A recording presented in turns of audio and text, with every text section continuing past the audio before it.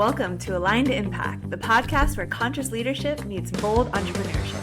I'm your host, Summer Huntington, and each week we dive deep with founders, innovators, and thought leaders who are rewriting the rules of business from the inside out. Here we talk mindset, brand, content, culture, the real stuff behind building a legacy-driven business that doesn't burn you out. No filters, no fluff, just real conversations that inspire aligned action and intentional impact. If you're a visionary leader ready to create with purpose, grow with integrity, and lead with your heart, you're in the right place. I know that we hear that a lot, but I just want to say that again, and I truly believe that's one of the key indicators. It's lifestyle. Starting from things that you put in your body, that you put in your skin, the shampoo that you wear, wash your hair. If you are wearing any, perfume or anything like that, even the material of your clothing, the scent of your air, everything really. Welcome. We have Zara Hajihashemi, who is the founder of Cybele Health, which is an amazing new platform that actually just launched yesterday. Do you want to just kind of open with a bit about the platform first, since you guys are just fresh into the world? Sure, yeah. Hi. Thank you for having me in the podcast, first of all. The platform is connecting women with providers, and we are trying to stay agnostic about health. So every aspect of health, from physical health, emotional health, to nutrition, everything you can think about it. Having said that, we are building pillar by pillar, and our first pillar is mental health. So we have lots of mental health providers, psychologists, psychiatrists on our platform now, raising awareness about women's health and perhaps motherhood. We have this amazing feature of a patient education platform where you see answers to all of your questions from accredited and licensed providers. We started with California as we are based in California. So the president of Bay Area Psychological Association was one of our early adopters and just launched his course a couple of days ago in April about parenthood and how understand your child. And that was personally very interesting for me because I am on that boat and I am dealing with my child and understanding those dimensions as he described it as a manual of your child was very informative and useful. So I'll encourage all of your listeners to go check that out. Amazing. And where can we find it? So you can access our platform on any web browser. Just go to apps.cybelehealth.com. It's free. All you need to enter is your email address and you can register and you can browse the content and purchase any courses. Currently, we have 25% promotion discount going on. And yeah, it's very safe and payment goes through Stride, very secure.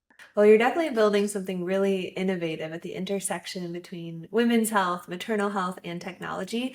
Can you share a bit about your background and actually what inspired you to create Cybele Health?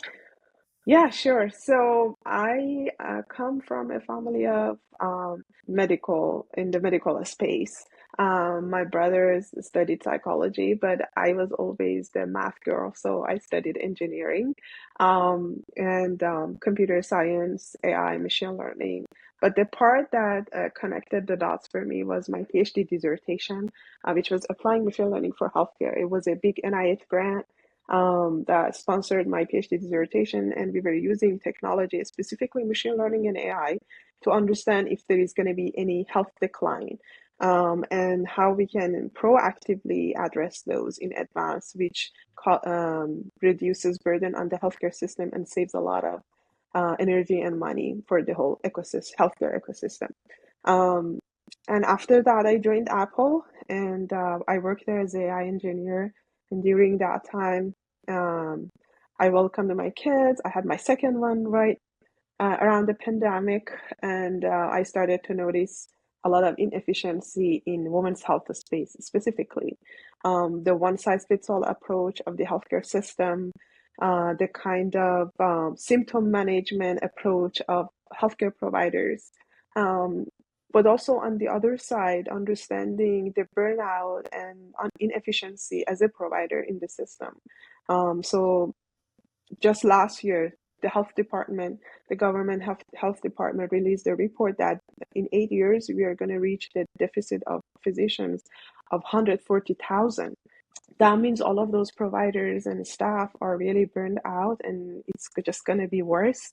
There was a call to action for technology company to step in and use technology to close the gap and to bring more efficiency into the system. And that was also one of my ambition, as well as the things that I really always wanted to do, build something using technology that has greater impact. And I think that was really moving for me to leave that role and be full in this journey and building this company. Wow. That's incredible. So my Thank background is you. actually in corporate wellness, and I did Mm, my master's thesis on testing technology as a form of ROI for like wellness interventions. And so the old adage, an ounce of prevention is worth a pound of cure, really holds true.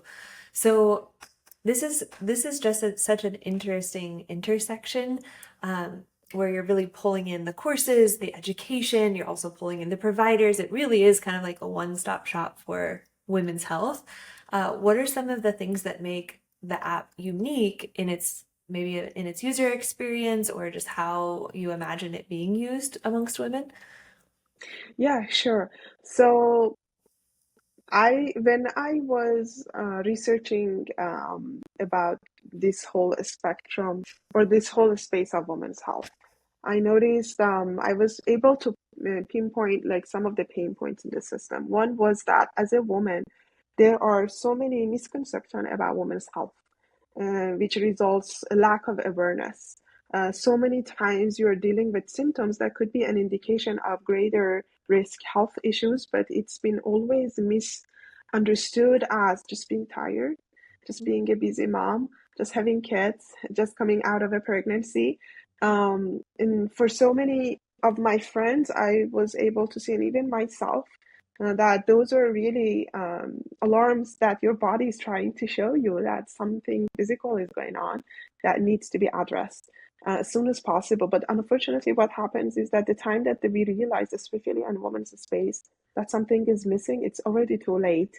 You have to go through a serious treatment, sometimes surgeries. Endometriosis is one of the typical ones, breast cancer, and I can just go and on and on. So that was one side of it, and I was just, why is it like that? So lack of information and lack of awareness. Most of the time, people who have questions, and when I say people, I mean women who have questions about their health, they Google, they go to social media. I was reading a report a couple of weeks ago that women now find their answers to their health questions on Reddit and subtasks. While this is interesting report, it's also alarming because you don't know who is giving you that answer. If they have any knowledge or information or credentials. These days, we are living in the era of social media where influencers are telling us what to do, how to eat, and how to exercise, and what even health and wellness means. Um, and not all of them have that credential and education required to talk about that topic. So that was one of my early goals, to create this safe platform, which we are enabling providers, and creating content is very difficult task. Um, Making that easy with AI and technology for providers to create educational content specifically for women's health. So women can now go to that platform and find their answers from a trusted resource. On the other side, other platforms that are kind of having the same offerings, as a provider, you have to be attached to them either as a contractor. The IP of content is not yours, it's for the company. So there are lots of strings attached that as a provider, they don't like it. And we're removing those strings as well. That's one side of it. Patient education is one side of it. The other side of it is that health is something ongoing, especially for women, because we go through so many hormonal changes, starting from puberty all the way to, you name it, to the menopause. Uh, we have so many different stages in our lives that is dealing with a very tremendous sudden hormonal shifts. And that really impacts us physically, mentally, even impacts our career and the way that we can work. Understanding that and curating any sort of treatment um, or analyzing your well-being status based on that is very crucial to bring efficiency and personalization to the healthcare. And this is something that's missing today. So that's another side of it, that we are using lots of AI agents and enabling providers to have that understanding. I still truly believe that we have to keep human in the loop, especially for healthcare. AI cannot be and should not be in the autopilot because human health requires that human level connection as well. So we are creating a set of AI agents that enables provider to have greater and deeper understanding of the patients and enabling them to provide a more personalized, more efficient, better care for their clients and patients. And that's what sets us apart. Wow, this sounds so innovative. I'm I'm a content Thank you. creator and I filmed a lot of digital courses, so I just have to ask, how are you making it easier for providers who probably don't want to get in front of a camera or like upload the videos themselves? Is like, what's the production process look like to film a course and to get it onto the platform? Do you guys do Yeah. that in-house or do they do it through the app? So currently we are filming, but we will be using that to train our AI agents to create your avatars. I'm sure there are lots of also apps that you can also see that they can make an avatar of you. You just write the transcript, you say a few sentences, and they can film you. And that's one of the ways that we can incorporate AI for that as well. So currently you guys are filming, but We eventually, are filming, yes, because we need that data to train our AI agents. and then eventually in the future, you'll be able to Eventually. just create like an AI avatar that's speaking the words Hmm. that the clinician would potentially Hmm. say. Yes. The other side of it is that I'm really passionate about coming from a different culture is the cultural factor of the content that you create, especially in maternal health and especially in mental health. Culture plays an important role. And creating content should always, when we are addressing those topics, should also consider that. Even speaking in the same language, because words have different meanings and different tones and weights. You cannot just translate word by word when you're talking about moods and emotions. Um, so having that multicultural, multi-language kind of content that speaks to the roots of an individual that comes from different culture is another thing that we are heavily focused on. When do And you stay imagine tuned because we have that? one course that's going to be multi-language Mandarin and English about how women specifically define their relationships. This is something that I'm really interested in. I can't wait to publish that on our platform. We are doing recordings and editing at the same time. But yeah, This is so next level. So, when do you imagine this type of technology will be out when you're doing pretty it? soon. Pretty Pretty soon. soon. Yeah. I mean, I've been hearing that influencers are eventually, they're already being created right now, but to hear the piece about the multicultural and being able to translate it and be able to make it more safe and more adaptable for different populations is super cool. Yeah. I personally believe, and I'm sure that you you said you're also creating content would agree with me on that authenticity is something that as a human we always look after. And no matter how accurate or humanized AI robots or agents will look like or feel like, I still believe that that human level connection and that level of authenticity that comes from the human connection will be appreciated. So yeah, so we encourage a lot of our providers to get over of that resentment or fear of sitting in front of camera and try to be yourself and talk. Just imagine the camera is one of your clients. Having said that, I understand that there's a limit on one-on-one traditional settings. So we're trying to have a mix. That's so cool.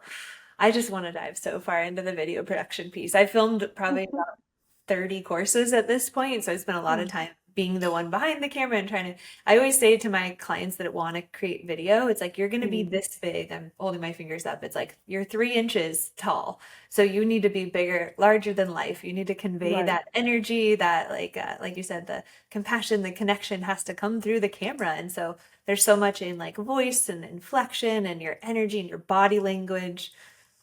So I'm very curious to see how that ends up, Yeah. how it comes out. So, as the founder of a wellness tech company, what does your role look like day to day? How are you balancing visionary thinking with the demands of building a startup? Oh my gosh. It's it's a mix of so many things. Early days starts with my mom duties, getting kids out of the house, and then work day starts with a mix of strategy, product vision, sales calls, which I have not done that before, and I'm still in the learning curve, understanding sales, how to talk to customers, how to talk to potential team members, how to talk to investors, investor updates, customer feedback, check in with teams. It's really all of that at the same time. And it's fun at the same time. It brings a lot of challenges, which I welcome because that's how we grow. Well, you definitely seem very intelligent, very well researched. You have such a strong Thank you. pedagogy behind you. So I think Thank you. applying your engineer mind to business, business is just a big engineering equation. Sure, yeah, Got it. you can think of it. So you've spoken about redefining self-care for working moms. What are some of the unique challenges that this demographic faces that most wellness tools overlook? I personally, and that's my personal opinion, I personally think that even the word wellness has been inaccurately described.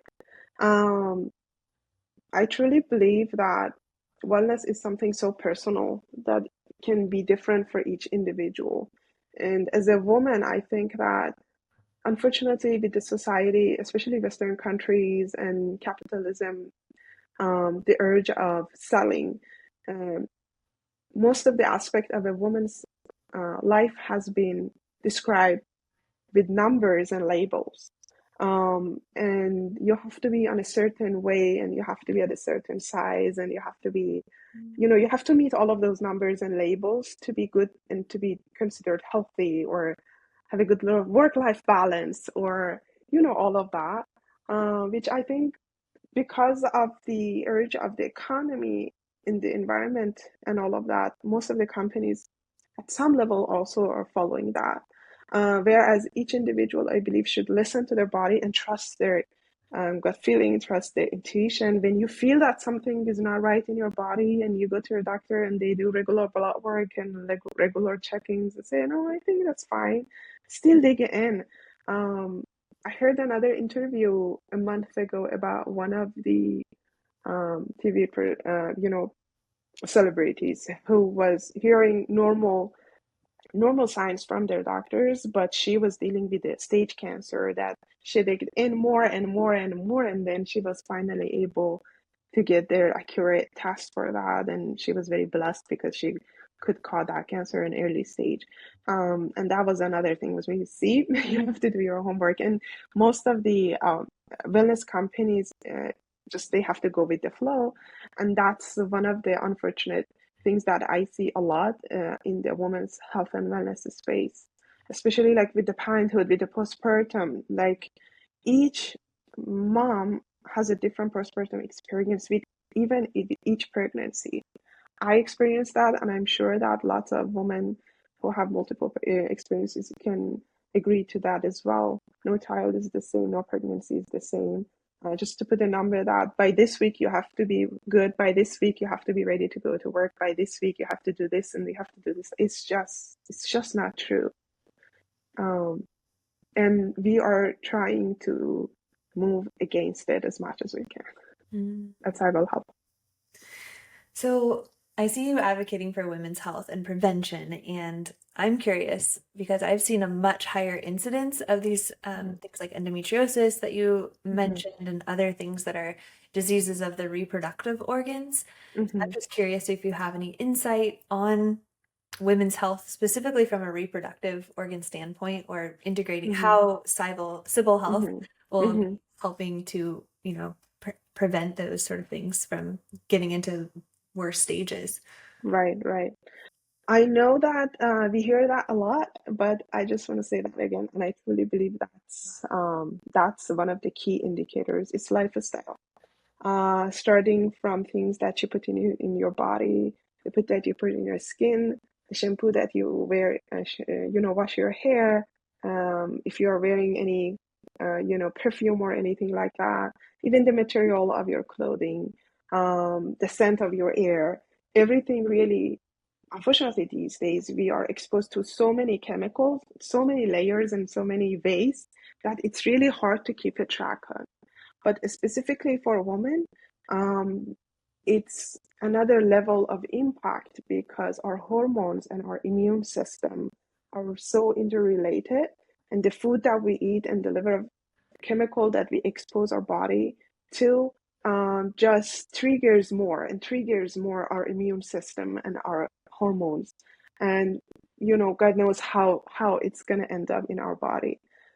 So I think one of the most important indicator is lifestyle, and it starts from nutrition, from activity, prioritizing protein, eating organic foods, and mental wellness as well, like making sure that we're taking time for our mental health, especially when you are at your midlife, that you have kids, you have work, and you want to keep rocking both of them at the same time. It is very difficult, but we have been trained to put on our superpower mask and not um, claim about any of the challenges and just show the happy face, the strong face. And that unfortunately impacts us at different levels mentally and physically. Well, thanks for sharing a little bit of insight on that. And I hope our women that are listening are getting excited that there are other alternatives, and it's not normal to feel burnt out all the time. It's not normal to have these like, big symptoms related to Mm-hmm. hormones that pop up early in Mm-hmm. life. So it's so amazing that you're not only advocating for it, educating on it, and giving actual prevention tools. Thank you. I just want to add one note that I know that this is a very big word, but start with one simple change that you can incorporate into your daily life and stay consistent with that, and then do another change and then do another change. Because at the end of the day, this is a change of habits that impacts your lifestyle, and we want to do something that stays with you throughout your life, rather than a quick kind of band-aid short treatments. Don't look at like that. Think of it as something that not a quick weight loss program. It's something that you have to think about it from now to the end of my life. I want to do this. It's like brushing teeth. And if I don't do that, I feel miserable. I have to do that like immediately the next day. Incorporate that into your life, and take a small baby steps. Be Mhm. patient with that, but it really works. Well, you're preaching to the choir here. Lifestyle has always been my biggest tool. So what we teach our students is making movement a lifestyle. Like you said, the Hmm. hygiene. Like we don't want it to feel Hmm. like a chore. It should be something we look forward to. And so we advocate for a home movement practice, even if it's like 20 or 30 minutes, but doing something that's like a strength and yoga, like getting your antioxidants up, Hmm. storing free radicals, like getting into a place. Exercise is just one of the biggest lifestyle things that you can do to change your nervous system, to change your body. Yeah, And so we have an advisor, um, and she's a PT, and she was talking to me about pelvic floor health and how is that important, especially after having birth. And she said even as short as 5 minutes, that baby is having a tummy time. If you're super busy, new mom, even as short as 5 minutes of your baby having a tummy time, you can do one exercise. But that 5 minutes, if you do that consistently every day, is really important and plays a major impact. yeah, It's very absolutely. positive. It's the little things we do over the long term that make the big change. So even if you can do 5 minutes, I'm like doing pelvic floor Kegels right now as you talk. I just had baby number three. I'm just kidding. Nice. Um, So integrating tech with empathy isn't easy. How do you ensure that Cybele Health maintains a deeply human approach while still leveraging AI and data? Yeah, sure. So, as I said, that's why I think it's very important to keep the human in the loop. So instead of saying that here is your AI assistant, bot, whatever. You don't need to go to your doctor anymore. You're saying that your doctor has this AI assistant, so he or she can provide a better health, have a better understanding of you, and be accessible to you 24/7. So here's another set of things that we are doing, and we are bringing an extra level of personalization to our platform is that we create the AI assistant of your physical therapist or your nutritionist or your doctor to you, but it's very personalized towards the way that they treat their patients. And I think that brings more, I believe that that brings more level of connection and trust from the woman and also from the providers. Mhm. Okay, so I'm catching on more and more as you say this because I'm studying AI myself. I'm in a big AI mastermind and we're learning this stuff.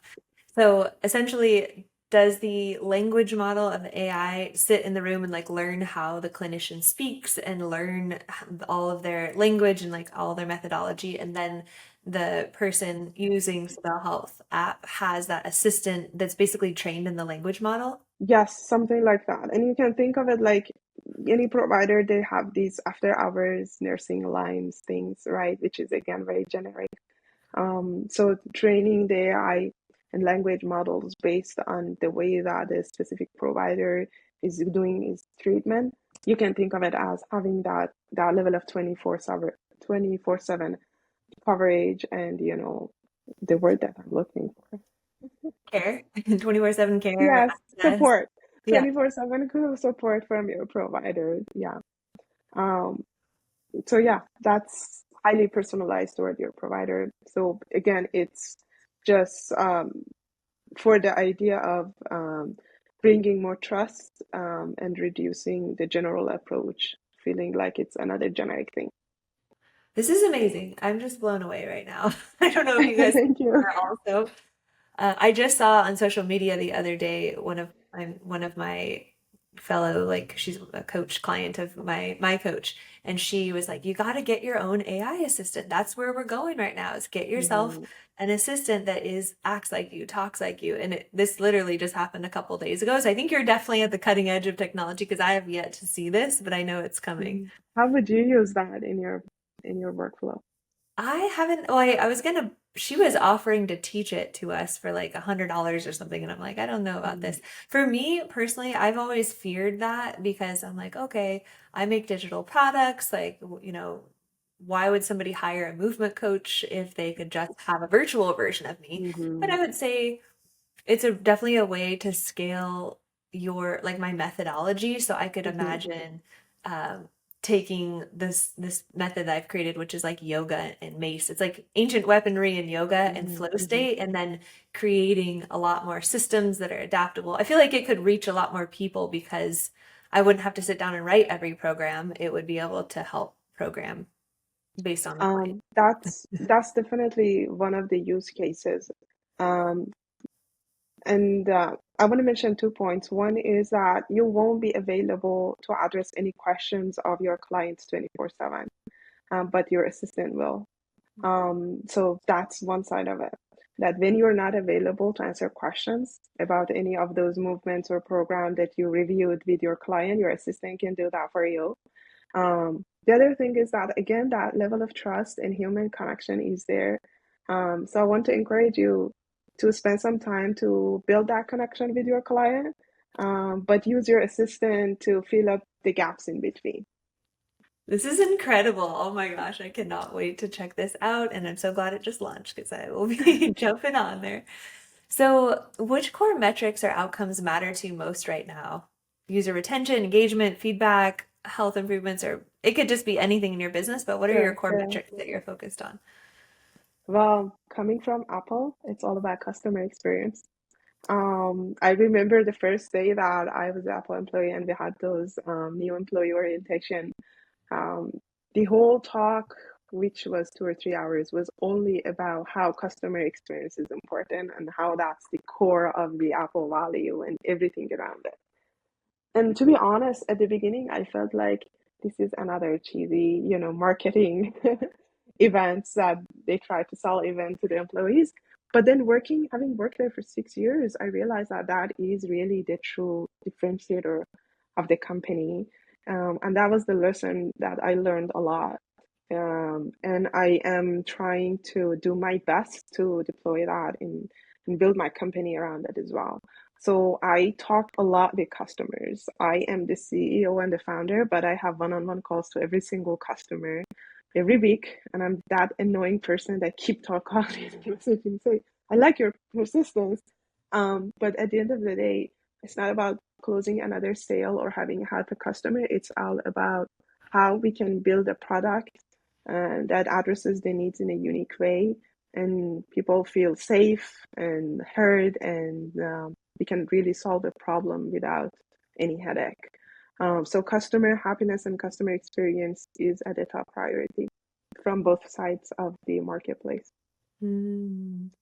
Is this platform available for, I just have to kind of understand the pricing of it from a user perspective and from a clinician's perspective. Are there different pricing models for both?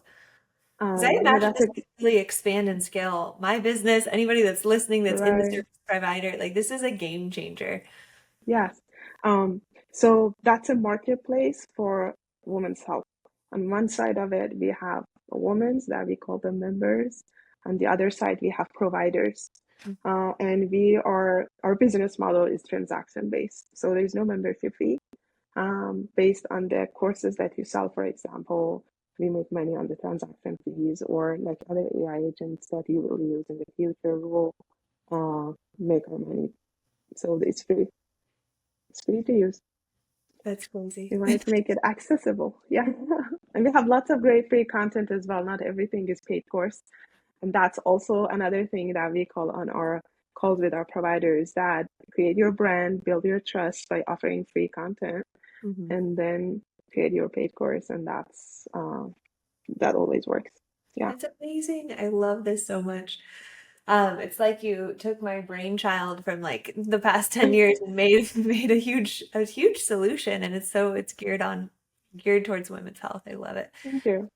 So looking ahead, where do you hope Cybele Health will be 6 to 12 months from now? I'm just curious if you have any projections. Yeah, sure. So we started partnering with organizations. The first organization again was Bay Area Psychological Association. They have over 400 members. Uh, for the next year, I really want to create that core set of features that's really unique and sleek and seamless. So again, that customer experience, because I believe that organically we will grow after that if we do really well on one thing. Um, so that is our focus and vision for the next month. And for after that, definitely like any other startup growth. Yeah, Yeah. absolutely.